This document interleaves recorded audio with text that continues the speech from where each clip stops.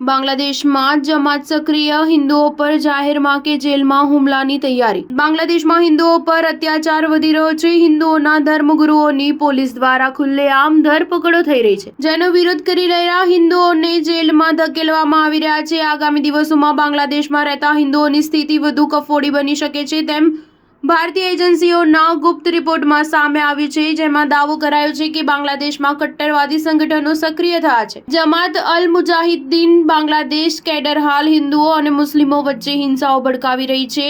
આગામી દિવસોમાં હિન્દુઓ પર જાહેરમાં, રસ્તા પર, તેમના ઘરોમાં કે જેલમાં હુમલા થઈ શકે છે। ભારતીય ઇન્ટેલિજન્સ એજન્સીઓના સૂત્રોએ પોતાના રિપોર્ટમાં જણાવ્યું છે કે જમાત સક્રિય થઈ ગઈ છે, તે હિન્દુઓના ધાર્મિક સ્થળો પર હુમલા કરાવશે, સાથે જ જે હિન્દુઓને ઘરોમાં તેમજ જેલમાં પણ બાનમાં લઈ શકે છે અને હુમલા કરાવી શકે છે, જેને પગલે હિન્દુઓ હાલ પોલીસ સુરક્ષા વચ્ચે પણ ભયના માહોલમાં છે। મંગળવાર રાતથી બાંગ્લાદેશમાં લઘુમતીઓના અનેક ધાર્મિક સ્થળોને નિશાન બનાવીને હુમલા કરવામાં આવી રહ્યા છે। સ્થાનિક વચગાળાની સરકાર હિંસા રોકવામાં નિષ્ફળ નીવડી છે, ત્યારે જમાતને ખુલ્લેઆમ છૂટ આપી હોય તેમ હિન્દુઓના ઘરોને નિશાન બનાવાઈ રહ્યા છે।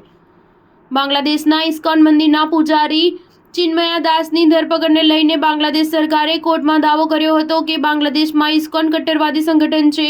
હાઈકોર્ટમાં એક અરજી કરીને ઇસ્કોન પર પ્રતિબંધની માંગ કરાઈ હતી, જેના જવાબ દરમિયાન બાંગ્લાદેશ સરકારે દાવો કર્યો હતો કે ઇસ્કોન ધાર્મિક કટ્ટરવાદી સંગઠન છે, જો કે તે કોઈ રાજકીય પક્ષ સાથે જોડાયેલું નથી।